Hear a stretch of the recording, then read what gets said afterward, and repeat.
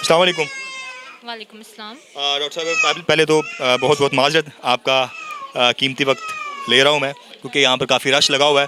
तो सिर्फ एक दो लाइनें, क्या कहेंगे आज किस मेडिकल कैंप के हवाले से? अभी डॉक्टर आबिद मुझे बता रहे थे कि 300 से ज़ायद लोगों को चेकअप कर चुके हैं। नहीं, अब तो हम 400 से ऊपर पहुंच गए हैं, अच्छा, काफ़ी ये पेशेंट मुझे हैं। बताएं कि मतलब आप कलेक्टिवली काम कर रहे हैं जी जी। कि इनका इंडिविजुअली है और आपका नहीं नहीं, हम लोग मिलकर ही कर रहे हैं। मतलब हाँ, कुछ पेशेंट्स वो कर रहे पूरा हैं। पैनल है आपका? जी जी। और वहाँ पे भी बैठी हुई हैं हमारी, वो भी ऑटोरेफ वगैरह कर रही हैं। हम सारी टीम मिलकर कर सही। रही हैं। ठीक अच्छा, है। तो मुझे आप ये बताएं, हमारे नाज़रीन जानना चाहते हैं कि यहाँ पर जो लोग हैं उनको आंखों का मसला है, इसकी वजह क्या है?